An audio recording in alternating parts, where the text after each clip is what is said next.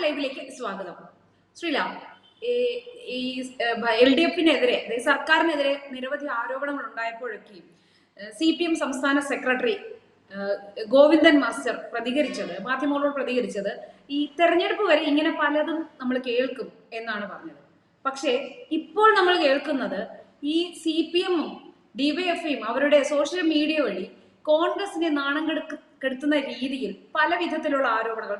പണ്ടൊരിക്കൽ സരിത എന്ന ഒരു സ്ത്രീയെ കൊണ്ടുവന്ന് കോൺഗ്രസിന്റെ നാണം കെടുത്തിയതുപോലെ അതിന്റെ മറ്റൊരു വേർഷനാണ് ഇപ്പോൾ ഈ സോഷ്യൽ മീഡിയയിൽ പ്രചരിപ്പിച്ചുകൊണ്ടിരിക്കുന്നത്. പലരും അത് ഏറ്റുപിടിച്ചു കഴിഞ്ഞു. അതൊരു PR വർക്കിന്റെ ഭാഗമാണ് എന്ന് കാണുമ്പോൾ തന്നെ അറിയാം.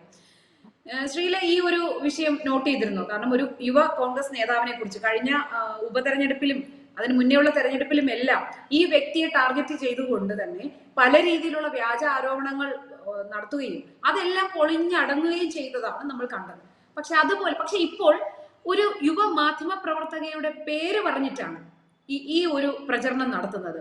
ശരിക്കും പറഞ്ഞാൽ ഇതെല്ലാം വിരൽ ചൂണ്ടുന്നത് CPM-ന്റെ ഈ തരം താഴ്ന്ന രീതിയിലുള്ള ഒരു രാഷ്ട്രീയത്തല്ലേ ഈ തുറന്നു കാണിക്കുന്നത്. അതായത് ഒരു ചെറുപ്പക്കാരിയായ ഒരു പെൺകുട്ടിയെ കൂടി ഇതിൽ വലിച്ചഴിച്ച് നാണം കെടുത്തുകയാണ്. കാരണം ഇപ്പൊ ഈ പലരും ഈ പേര് തന്നെ ആരോപിക്കുന്നുണ്ട്, ഒരു മാധ്യമ പ്രവർത്തകയുടെ പേര്. ആ പെൺകുട്ടി ശരിക്കും പറഞ്ഞാൽ ഈ CPM-നും സർക്കാരിനെ പ്രതിരോധത്തിലാക്കുന്നതുമായ പലതരം വാർത്തകളും നൽകിയിട്ടുള്ള ഒരു വ്യക്തി കൂടെയാണ്. അപ്പോഴേ നമ്മൾ ഓർക്കേണ്ടതാണ് ഈ പെൺകുട്ടിക്ക്. ഞാനത് വിചാരിച്ചിരുന്നു, എന്ത് ധൈര്യത്തിലാണ് ഈ കുട്ടിയെ ചെയ്യുന്നത് അറിയില്ല. ഇവളൊക്കെ തേടി ഇനി എന്ത് വിഷയമാണ് ഇവർ ഉന്നയിക്കാൻ പോകുന്നതെന്ന് അറിയില്ല. ഇവളെ എന്തിൽ കൊടുക്കുമെന്ന് അങ്ങനെ ആശങ്കപ്പെട്ടിരുന്നു. പക്ഷെ അതിപ്പോ യാഥാർത്ഥ്യമായിരിക്കുകയാണ്.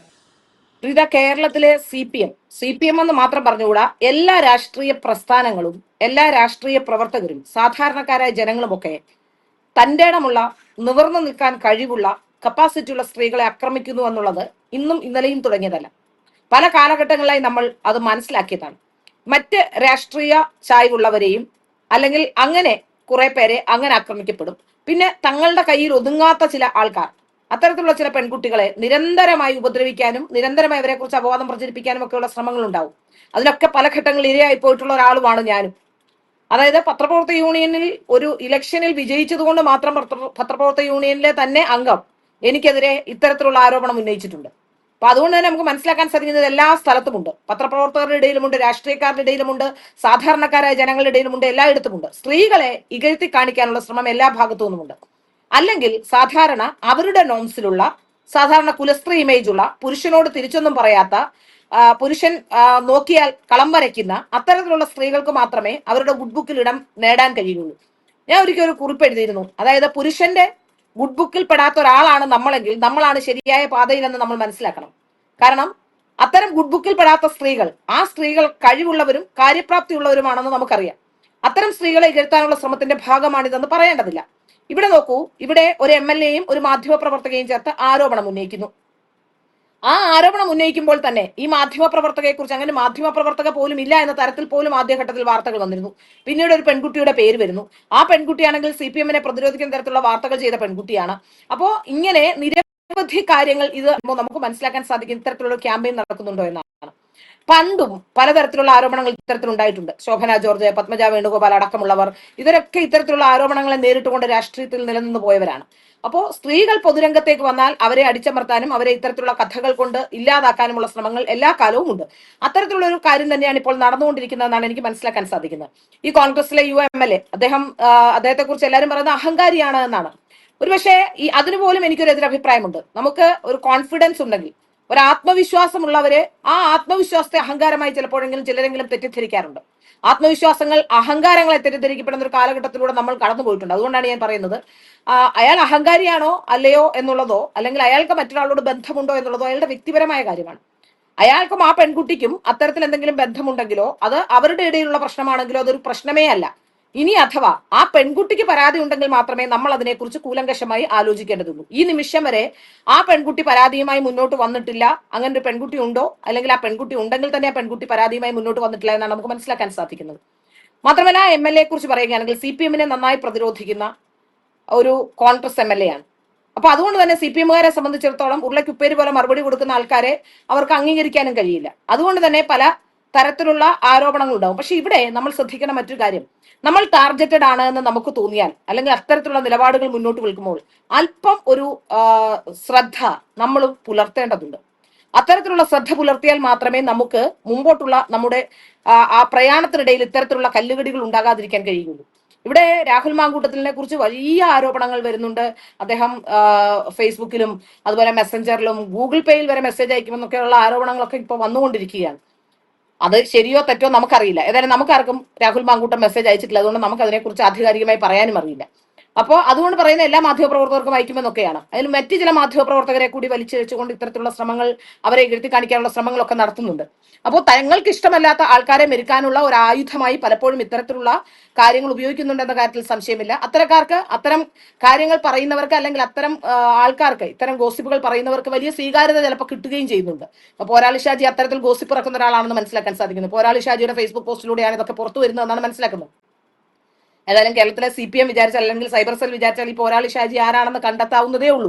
പക്ഷെ പോരാളി ഷാജി ആരാണെന്നുള്ളത് ഇന്നും പോരാളി ഷാജി മറയ്ക്കുള്ളിലാണോ എന്ന് പറയുമ്പോൾ, ഇനി അടുത്ത സർക്കാർ കോൺഗ്രസ് വന്നാൽ ഈ പോരാളി ഷാജി ആരെന്ന് കണ്ടെത്തണമെന്നുള്ളതാണ് എന്റെ അഭിപ്രായം. കാരണം ആരാണ് ഇങ്ങനെ മറിഞ്ഞിരുന്ന് ഇത്തരത്തിലുള്ള ആരോപണങ്ങൾ പ്രചരിപ്പിക്കുന്നതെന്ന് കണ്ടെത്തേണ്ടതുണ്ട്. ഏതായാലും ഈ വിഷയത്തിൽ രാഹുൽ മാങ്കൂട്ടം എന്ന MLA ആണ് എന്ന് പറയപ്പെടുന്നുണ്ട്. ഏതായാലും രാഹുൽ മാങ്കൂട്ടത്തിൻ്റെതായ ഒരു തരത്തിലുള്ള, എല്ലാവരും പേര് പറഞ്ഞുകൊണ്ടാണ് ഞാൻ ഇപ്പൊ പറയുന്നതല്ല, ഞാൻ പറയുന്നില്ല, പറയില്ലായിരുന്നു. ഏതായാലും അദ്ദേഹത്തിൻ്റെതായ ഒരു പ്രതികരണം ഇതുവരെ വന്നിട്ടില്ല. പെൺകുട്ടിയുടെ ഭാഗത്തു നിന്നും, പറയപ്പെടുന്ന പെൺകുട്ടിയുടെ ഭാഗത്തു നിന്നും പ്രതികരണങ്ങളൊന്നും ഉണ്ടായിട്ടില്ല. ഇനി അഥവാ ചിലപ്പോൾ ഒരു പക്ഷേ ഏതെങ്കിലും തരത്തിലുള്ള വിവാഹമാണെന്ന തരത്തിൽ കാര്യങ്ങൾ കേൾക്കുന്നു. ഒരു പക്ഷേ വിവാഹമാണ്, അതിന് മുമ്പൊന്നും നാണം കെടുത്തിയേക്കാമെന്നുള്ളൊരു ഇതിന്റെ പിറകിലുള്ള മനഃശാസ്ത്രം അതാണോ എന്ന് പോലും അറിയില്ല. ഏതായാലും ഒരു കാര്യം വ്യക്തമാവുകയാണ്, പെൺകുട്ടി പരാതിയുമായി വരാത്തിടത്തോളം കാലം ഒരു MLA ക്രൂശിക്കുന്നതിൽ, അങ്ങനെ ഒരു കാര്യമുണ്ടെങ്കിൽ തന്നെ അങ്ങനെ MLA ക്രൂശിക്കുന്നതിൽ തെറ്റുണ്ടോ എന്നുള്ളതാണ് എന്റെ ചോദ്യം. പെൺകുട്ടി ഇതുവരെ പരാതിയുമായി വരാത്ത സ്ഥിതിക്ക് അങ്ങനെ ഒരു MLA ക്രൂശിക്കേണ്ടതുണ്ടോ എന്നുള്ളതാണ് ഏറ്റവും പ്രധാനപ്പെട്ട ചോദ്യം. ഇവിടെ മറ്റൊരു കാര്യം നമുക്കറിയാം, കഴിഞ്ഞ UDF സർക്കാരിന്റെ കാലത്തും ഇത് തരത്തിലുള്ള ചില പ്രശ്നങ്ങൾ ഉണ്ടായിരുന്നു. നമുക്കറിയാം, ഉമ്മൻചാണ്ടിയെ പോലെയുള്ള ഒരാളെ, അന്നും രാഷ്ട്രീയ ഭേദമന്യേ എല്ലാവരും ഉമ്മൻചാണ്ടിയെ വിശ്വസിച്ചിരുന്നു എന്നുള്ളത് മറ്റൊരു കാര്യം. പക്ഷെ അദ്ദേഹത്തെ പോലും ചർച്ച ചെയ്യാനുള്ള ശ്രമം നടത്തി. അതിനുശേഷം PC ജോർജിന്റെ പേരിൽ ആരോപണം ഉന്നയിച്ചുകൊണ്ട് PC ജോർജിനെ 1 മണിക്കൂറിനുള്ളിൽ ഇത്തരത്തിലുള്ള പ്രശ്നങ്ങൾ, നമുക്കറിയാം, ഒരു സോളാർ തട്ടിപ്പുകാരി, നാട്ടുകാർക്കെതിരെ എല്ലാം പരാതിപ്പെട്ടിട്ടുള്ള, എല്ലാവരും പീഡിപ്പിച്ചു എന്ന് പരാതി പറഞ്ഞിട്ടുള്ള ഒരു പരാതിക്കാരി കൊടുത്ത പരാതിയിൽ 1 മണിക്കൂറിനകത്ത് PC ജോർജിനെ അറസ്റ്റ് ചെയ്യാൻ നീക്കം നടത്തി. ഏതായാലും കോടതി അത് വ്യക്തമായി മനസ്സിലാക്കിയതുകൊണ്ട് അദ്ദേഹത്തിന് ജാമ്യം നൽകി. ഏതായാലും ഇത്തരത്തിലുള്ള നിരവധി കാര്യങ്ങൾ ഈ വിഷയത്തിൽ നടന്നുകൊണ്ടിരിക്കുകയാണ്. രാഷ്ട്രീയ എതിരാളികളെ തീർക്കാനുള്ള ഒരു ശ്രമമായി ഇത്തരത്തിലുള്ള സ്ത്രീ വിഷയങ്ങളെ കണക്കുകൂട്ടുന്നു എന്നുള്ളത് തന്നെയാണ് ഏറ്റവും പ്രധാനപ്പെട്ട കാര്യം. അത് അംഗീകരിക്കപ്പെടാൻ കഴിയില്ല. ഒരാളുടെ വ്യക്തിജീവിതവും ഒരാളുടെ പൊതുജീവിതവുമാണ്. ഒരാളുടെ വിവാഹമോ ഒരാളുടെ പ്രണയമോ അല്ലെങ്കിൽ ഒരാളുടെ മറ്റേതെങ്കിലും തരത്തിലുള്ള ബന്ധങ്ങളോ അല്ല ഒരു വ്യക്തിയുടെ വ്യക്തിത്വം നിർണ്ണയിക്കുന്ന പ്രധാന ഘടകം എന്ന് ചിന്തിക്കുന്ന ഒരാളാണ് ഞാൻ. അയാൾ സമൂഹത്തിൽ ചെയ്യുന്ന കാര്യങ്ങൾ, സമൂഹത്തിൽ ക്രിമിനൽ ആക്ടിവിറ്റീസിനെ പ്രോത്സാഹിപ്പിക്കുന്നുണ്ടോ, അല്ലെങ്കിൽ അത്തരത്തിൽ ഏതെങ്കിലും ക്രിമിനൽ ആക്ടിവിറ്റീസിന്റെ ഭാഗമാകുന്നുണ്ടോ, ഇതൊക്കെ മാത്രമാണ് ഒരു വ്യക്തിയുടെ വ്യക്തിത്വം നിർണ്ണയിക്കുന്ന പ്രധാന ഘടകങ്ങൾ. അയാൾക്ക് വ്യക്തിപരമായ ഒരു ബന്ധമുണ്ട്, രണ്ടുപേർക്കും സ്വീകാര്യമായ ബന്ധമാണെങ്കിൽ അതിൽ അവർക്ക് എന്ത് സംഭവിച്ചാലും അവരെ മാത്രം ബാധിക്കുന്ന ഒരു വിഷയമാണ്. അത് പൊതുസമൂഹത്തിനോ ഒന്നും ഒരു വിഷയമാകേണ്ട കാര്യമില്ല. പിന്നെ നമ്മൾ പറയുന്ന രാഷ്ട്രീയ ധാർമ്മികതയുടെ കാര്യത്തിലാണ്.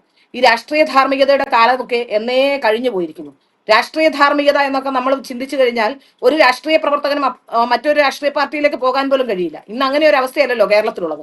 അപ്പൊ രാഷ്ട്രീയ ധാർമ്മികത എന്ന് പറയുന്നത് ഇത്തരത്തിലുള്ള കാര്യങ്ങൾക്ക് മാത്രം ബാധകമാണെന്ന് പറയാനും കഴിയില്ല. ഈ പറയുന്നവരാരാണെന്നുള്ളതാണ് മറ്റൊരു പ്രധാനപ്പെട്ട കാര്യം. പോരാളി ഷാജി ഇത് പറയുമ്പോൾ മുഖ്യമന്ത്രിയുടെ ഓഫീസിനടക്കം പ്രവർത്തിക്കുന്നവർ ഏത് തരത്തിലുള്ളവരായിരുന്നു, സ്വന്തം നേതാക്കന്മാരുടെ മക്കളെ വരെ ഉപദ്രവിക്കാൻ ശ്രമിച്ച ആൾക്കാരവിടെ ഇപ്പോഴും ഉണ്ട് എന്നുള്ളത് ഒരു പ്രധാനപ്പെട്ട കാര്യമാണ്. അപ്പോൾ പറയുന്നവരുടെ ക്രെഡിബിലിറ്റി, അല്ലെങ്കിൽ പറയുന്നവർ ആരാണ് എന്നുള്ളതും പ്രധാനപ്പെട്ട ഘടകമാണ്.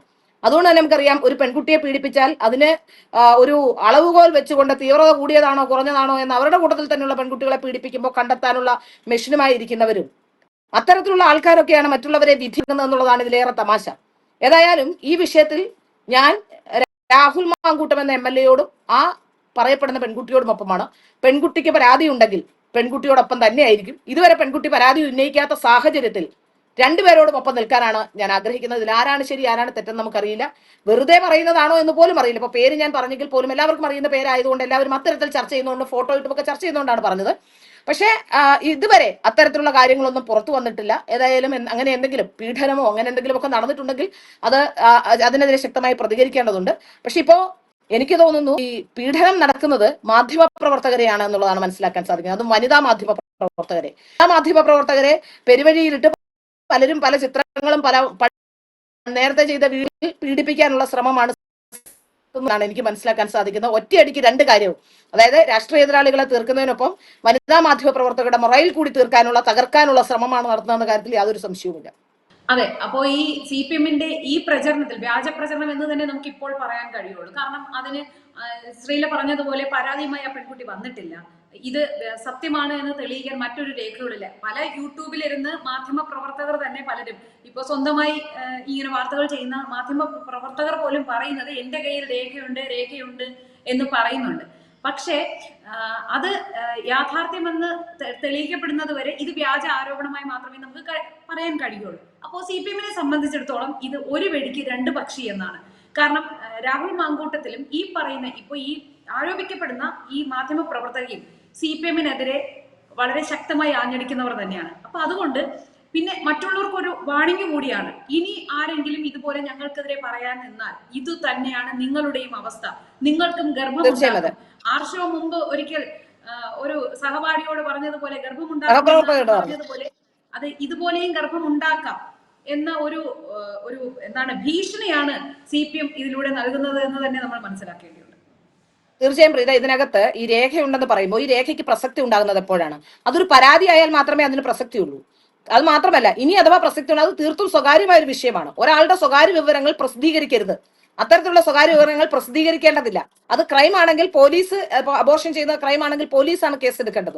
പോലീസ് അത് കേസെടുത്ത് അന്വേഷണം നടത്തട്ടെ. അല്ലെങ്കിൽ അവർക്ക് രണ്ടുപേർക്കും ഇപ്പോ അങ്ങനെ പിന്നെ സ്വീകാര്യമായ ഒരു ബന്ധമാണെങ്കിൽ അതിന് ആർക്കും ഒന്നും പറയേണ്ട ആവശ്യമേ ഇല്ല. അതിന് പ്രസക്തി ഉണ്ടാകുന്നത് പീഡിപ്പിക്കപ്പെട്ടു എന്ന രീതിയിൽ ഈ പെൺകുട്ടി എപ്പോഴെങ്കിലും പരാതി വന്നാൽ മാത്രമേ ഇതിന് പ്രസക്തിയുള്ളൂ. അല്ലാതെ ഏത് രേഖ ആരുടെ കയ്യിലുണ്ടെങ്കിലും യാതൊരു പ്രസക്തിയും ഇന്നത്തെ കാലത്തില്ല.